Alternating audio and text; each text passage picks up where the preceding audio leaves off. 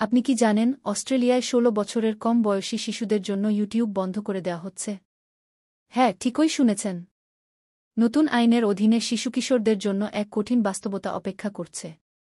২০২৪ সালে পাশ হওয়া একটি বিশেষ আইন অনলাইন সেফটি অ্যামেন্ডমেন্ট অনুযায়ী ১৬ বছরের নিচে কেউ কোনো সোশ্যাল মিডিয়া অ্যাকাউন্ট খুলতে পারবে না। শুরুতে টিকটক, ইনস্টা, ফেসবুকের নাম থাকলেও এখন সেই তালিকায় যুক্ত হয়েছে ইউটিউবের মতো জনপ্রিয় প্ল্যাটফর্মও। সরকারের পক্ষ থেকে বলা হয়েছে, ইন্টারনেটে শিশুদের সুরক্ষা নিশ্চিত করাই তাদের মূল লক্ষ্য।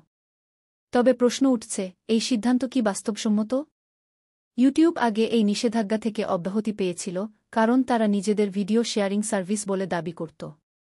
কিন্তু সাম্প্রতিক গবেষণায় দেখা গেছে, অস্ট্রেলিয়ার শিশুদের মধ্যে সবচেয়ে বেশি সময় ইউটিউবেই কাটছে, এবং এখানেই সবচেয়ে বেশি সমস্যা তৈরি হচ্ছে। নতুন নিয়ম অনুযায়ী ১৬ বছরের নিচে কেউ ইউটিউব অ্যাকাউন্ট খুলতে পারবে না। লগ ইন করে ভিডিও দেখা, সাবস্ক্রিপশন, কমেন্ট সব নিষিদ্ধ। লগ আউট অবস্থায় কিছু ভিডিও দেখা যাবে। প্ল্যাটফর্ম যদি এই নিয়ম মানতে ব্যর্থ হয়, তাহলে তাদের উপর কয়েক মিলিয়ন ডলারের জরিমানা আসতে পারে। ইউটিউব এই সিদ্ধান্তের বিরুদ্ধে প্রতিক্রিয়া দিয়েছে। তারা বলছে এটা অবিচার, এবং তারা এই আইন আদালতে চ্যালেঞ্জ করতে পারে। তাদের মতে সব সোশ্যাল মিডিয়া একরকম নয়।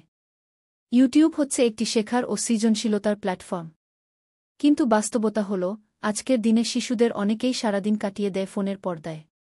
তাদের মধ্যে অনেকে রাত জেগে ভিডিও দেখে, অপ্রাসঙ্গিক কন্টেন্টে আসক্ত হয়ে পড়ে, এমনকি মানসিকভাবে অসুস্থ হয়ে পড়ে।